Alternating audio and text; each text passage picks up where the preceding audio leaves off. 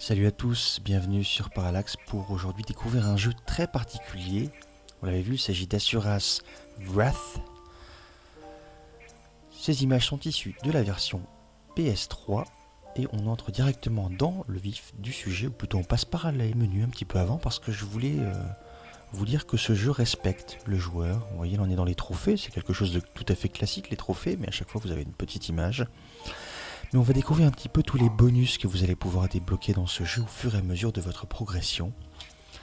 Puisque, au contraire d'un certain nombre d'autres jeux qui maintenant vous proposent des choses en contenu téléchargeable ou juste des succès de façon très paresseuse, ici vous allez débloquer de nouvelles images, vous le voyez, des illustrations. Et en fait, toutes ces illustrations, eh bien, ce sont un petit peu des artbooks, c'est les choses qu'on retrouverait dans un bouquin qu'on pourrait vous vendre à côté. Et là, on vous l'offre entre guillemets lorsque vous accomplissez un certain nombre d'actions dans le jeu. Il faut le finir sous certaines conditions. Il faut remplir certaines conditions pour le terminer. Et lorsque vous jouez correctement, eh bien, vous débloquez au fur et à mesure un certain nombre de choses. À l'image de ces jauges que vous voyez ici. Je vous expliquerai un petit peu le principe du jeu, mais là vous avez différentes jauges qui ont des caractéristiques bien spécifiques, qui vont vous permettre par exemple de monter la jauge de furie plus vite, ou de monter la jauge de spécial plus rapidement, ou d'encaisser moins de dégâts, ou carrément de disparaître. Je vous laisse avec cette petite séquence d'intro assez sympa, vous mettre un petit peu dans l'ambiance. J'ai décidé de donner un petit peu, de commencer avec un petit peu d'humour pour ce Asuras. Voilà.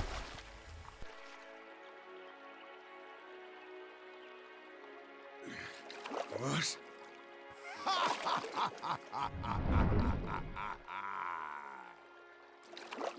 Can't even handle a fall from the heavens. You lack training! Marcus! Il est un peu surpris parce que avant ça, il s'était fait démonter la tête, il avait plus de bras, plus rien, notre cher Azura. Il est à poil, hein, c'est ce qu'il vient de regarder. Relax, son. Ils sont dans une source d'eau chaude. Enjoy every moment. You fight, then eat good food. You fight, then drink fine wine. You fight, then sleep with beautiful women. Hell, fight with beautiful women. That is what it means to live. Alors si vous parlez l'anglais, vous avez remarqué que la traduction n'est pas tout à fait exacte et les dialogues ne sont pas dénués d'humour. Si vous le souhaitez, et comme c'est un jeu qui est de design et d'inspiration très japonaise, on va encore revenir là-dessus tout à l'heure, vous pouvez parfaitement avoir les voix en japonais, donc les voix originales. C'est un moment calme dans le jeu, vous venez de vous en prendre plein la tête, et là vous êtes dans un moment humoristique un petit peu, avec de charmantes demoiselles, vous le voyez. Et c'est pour vous dire tout simplement que c'est un jeu qui ne se prend pas au sérieux. C'est de l'exagération dans tous les sens du terme. Certains ne le qualifieront peut-être pas de jeu, le qualifieront peut-être plutôt de film interactif, puisque il est vrai que les moments où vous avez une action complète, ce sont tous les moments en fait de combat, soit un petit peu en mode rail shooting, soit en mode beat'em up. On va voir tout à l'heure. Là, je suis en train d'éliminer un petit peu tous les voyeurs qui sont planqués dans cette source. Et vous voyez à droite, il y a déjà des commandes. Il suffit d'appuyer sur des touches pour déclencher des actions. Et ça fait partie d'une grande partie du jeu, c'est-à-dire que vous allez jouer à peu près 10 à 15% du temps. Jouer, c'est-à-dire de façon vraiment très active. Ensuite, vous avez pas mal de QTE qui nécessitent d'avoir du rythme ou des réflexes. Je vais vous expliquer ça encore plus en détail tout à l'heure. Et puis le reste, c'est de la séquence animée, de la narration. Mais quelle narration, quelle séquence! Ça a une pêche, ça a une réalisation, une mise en scène. J'ai tout simplement jamais vu ça dans un jeu. Et pour ça, Asura's Wrath est vraiment très intéressant parce que c'est quelque chose d'original. Je me suis pris une vraie claque quand j'ai commencé à jouer à ce jeu. On le verra tout à l'heure avec la séquence d'action. On est encore dans la source. Je vais passer faire un tout petit peu un bond en avant. Vous l'avez vu, j'ai bu jusqu'à ce que je sois bien bourré. Et là, j'ai la rage qui se déclenche. La rage de quoi, je vous laisse deviner. La furie, vous le voyez. Hop.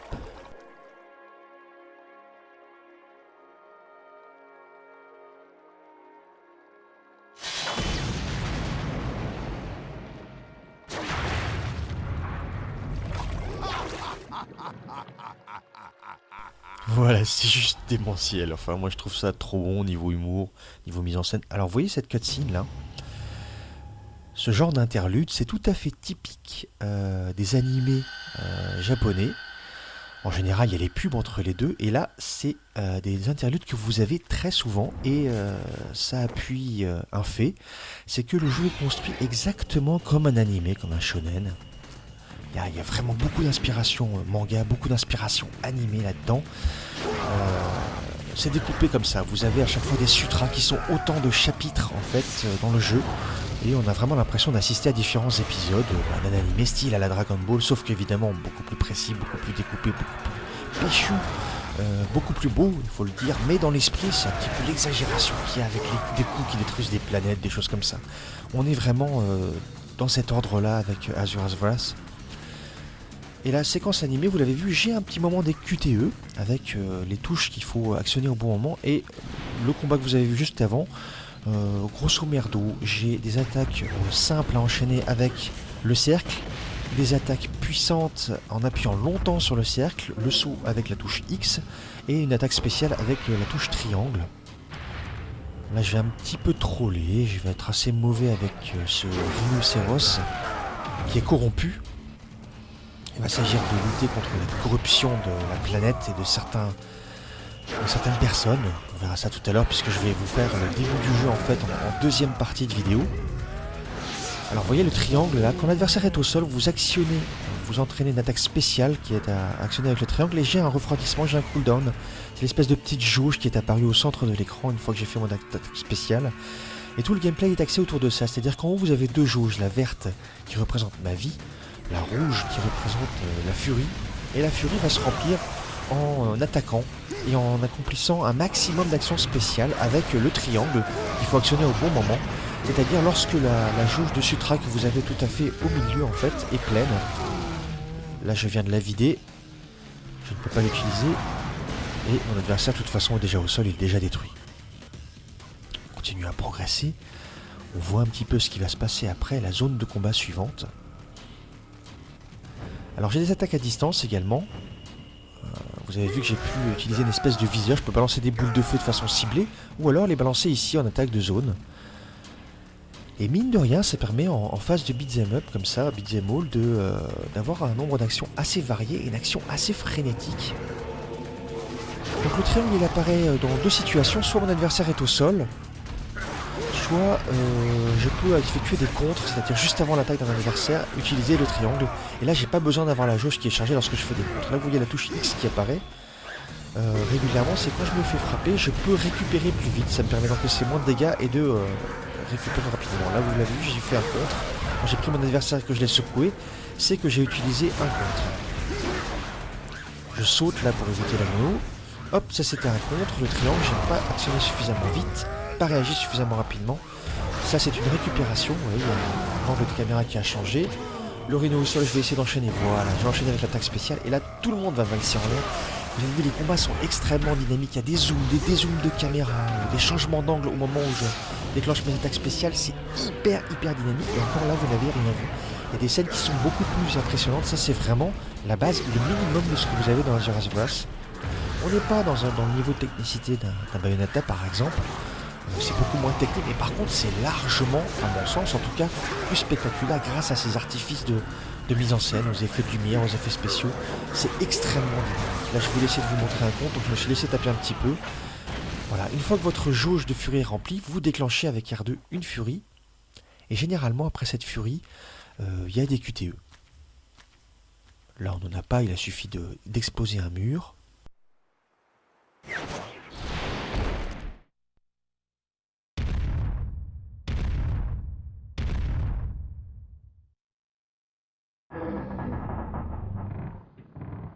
Et voilà, c'est à chaque fois ça dans Asura's Wrath. Vous sortez d'une scène hyper dynamique et vous passez dans un truc encore plus démentiel. C'est vraiment le leitmotiv du jeu. Et là, on passe sur le début de l'histoire. Il s'agit en fait de purifier la planète des Gomaz, qui sont des bêtes impures, comme vous le voyez en lecture ici. Et le jeu commence avec la bataille que vous allez voir maintenant. Azuraz est un des 8 demi-dieux d'élite, et il va se passer comme ça toute une histoire empreinte de mythologie indienne. Donc on parle de l'Inde, hein, pas du tout des Indiens d'Amérique. Hein. Mythologie indienne, vous l'avez bien compris. Et en fait, tout ce que vous voyez, tout ce que vous allez voir là au niveau des attaques, toutes les attaques qui sont bleues, ce sont des attaques qui nécessitent des prières, qui nécessitent des âmes. On va y revenir un petit peu plus tard. Vous voyez le gigantisme de cette scène de présentation. Vous avez un générique. Alors autant vous le dire tout de suite, ça va pas vous gâcher trop la surprise, je vais pas spoiler, hein, mais vous allez avoir plusieurs génériques de fin et plusieurs génériques d'intro. Parce que, encore une fois, le jeu est construit sous forme d'épisodes. Je suis revenu au début du jeu, je vous ai présenté la première séquence parce que je trouvais qu'elle était assez sympa au niveau de l'humour. Là, je suis revenu au début du jeu pour vous montrer un autre type de scène d'action, qui est une espèce de rail shooting. On peut loquer les cibles, lâcher ensuite une série d'attaques un petit peu missiles, et on a en dehors de ça une attaque qui est ciblée avec cette cible qu'on déplace. C'est relativement basique, hein, il suffit d'éviter les tirs adverses et puis de loquer un maximum d'adversaires. Et ça reste toujours extrêmement impressionnant, il est tout simplement en train de tomber vers la terre et se faisant de détruire tous les gomasses qui vont se présenter à lui. Là on passe sur une scène où on va avoir un petit QTE. L2 R2 paf, c'est fait en même temps. Là il suffit simplement d'appuyer sur les bonnes touches au bon moment. Et il y a parfois une histoire de rythme, généralement avec la touche triangle. Il va falloir appuyer sur la touche exactement au bon moment pour être synchronisé. À la fin de chaque niveau, vous allez être noté sur le temps que vous avez mis en combat pour terminer le niveau. Vous allez être noté sur les dégâts que vous avez occasionnés à chaque combat. Et vous allez être noté également sur votre niveau de synchronisation. La synchronisation, c'est le fait de ne pas avoir raté de QTE et de les avoir réalisés exactement dans le bon rythme. Et donc, ces trois paramètres vont vous permettre de donner une note globale à votre prestation. Une note qui va être notée A, B, C, la meilleure note étant la note S. Et bien évidemment, lorsque vous allez terminer un niveau en S, ça va vous permettre d'ouvrir de nouvelles choses, de débloquer des images, de débloquer des nouvelles jauges, etc., etc., etc. Donc il y a une replay value. Vous allez finir par connaître le truc par cœur évidemment, mais vous allez vous faire plaisir à chaque fois en changeant de jauge, en remplissant de nouveaux challenges. C'est énorme ces scènes à chaque fois, je trouve ça énorme. Je disais donc, à chaque fois vous allez découvrir de nouvelles choses et il y a une petite replay value. Alors évidemment, vous pouvez passer toutes ces scènes cinématiques qui représentent une grande partie du jeu, hein, je vous l'ai dit, 90% c'est de la narration comme ça. Vous allez pouvoir les passer pour vous concentrer uniquement sur les scènes de baston.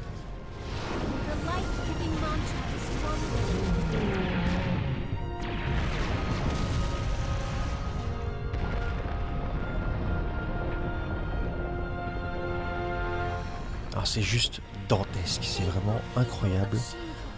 On a des scènes à chaque fois qui sont des million shots. Alors là, vous voyez, les terriens sont en train de prier. Les prières donnent de l'énergie en fait, le mantra, hein, de l'énergie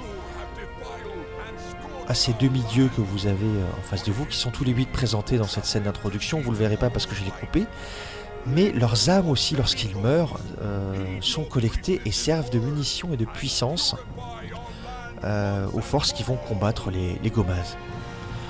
Sauf qu'il va y avoir un biais dans le scénario. Est-ce que il faut sacrifier un maximum d'humains pour charger tous les canons et toute la puissance que vous pouvez avoir, ou est-ce qu'il faut se contenter de leurs prières? Ça va être une des grandes questions du jeu. Une des grandes questions du scénario. Il vaut le coup, hein, le scénar est relativement correctement écrit. On a cet Azuras qui est empli de rage en permanence. Et vraiment, peut-être que 9, vous l'achèterez pas au prix fort, mais je vous conseille, c'est une expérience à vivre. Il fait partie de ces jeux qui sont vraiment hors du commun, vraiment spéciaux. Et vous allez vivre un truc particulier et très original. Azuras Wrath, je vous le conseille, sur Xbox 360 ou sur PS3, et je pense que ça fera partie des jeux que je vais proposer dans les prochaines tournantes, parce que je pense qu'on peut avoir des avis très tranchés dessus, mais en tout cas, il laissera jamais indifférent.